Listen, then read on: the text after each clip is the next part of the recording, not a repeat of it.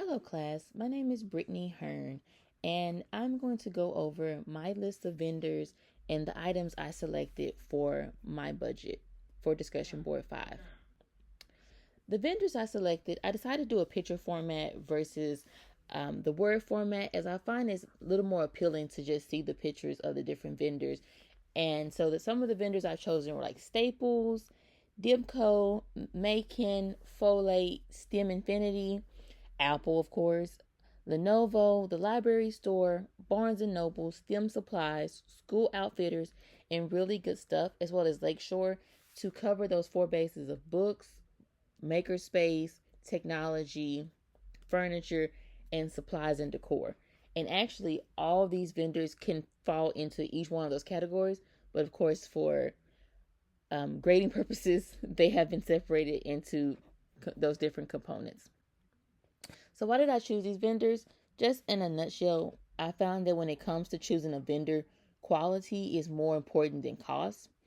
The quality of the vendor's products or services will ultimately reflect on the organization, and poor quality goods or service could cost a company's business. So I noticed with these vendors here, and as well as speaking with my mentor through UNT and my mentor that I have throughout the district, these are more so top vendors. You will find most districts would go through these particular companies because they have more bang for their buck.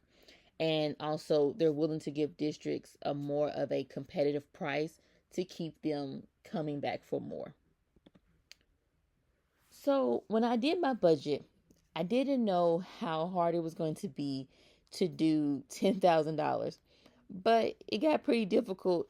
I guess I was more so just trying to fill up a whole library.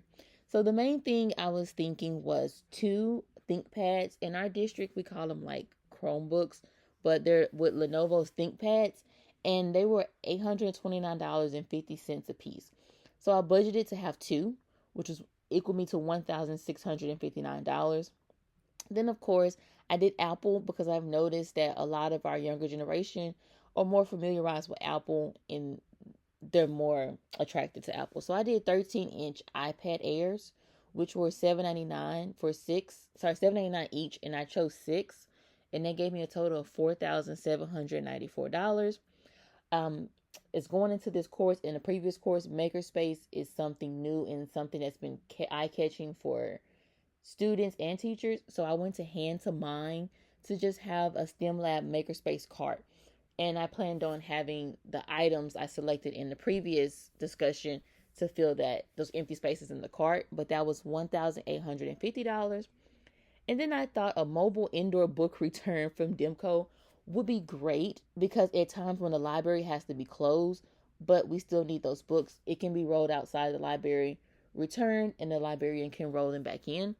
And so that's the cost of $1,429. And then for his books with Barnes and Nobles, my students love Dogman. So I wanted to get the whole 15 book series at $12.99 a book, which cost me $194.85. And finally, since my campus does have pre-K students, I wanted to hang up totes with the racks, so that my pre-K students can keep those hardcover picture books secure. And so a rack is actually $39.99 at Really Good Stuff, and then the hanging totes is $19.49 for a set of 12. And so ultimately, my budget was $10,000, but my expenses was $9,986.33. I wanted to leave a little wiggle room for taxes. But I look forward to learning more about you guys' budget and the items that you pick. Thank you. Have a good one.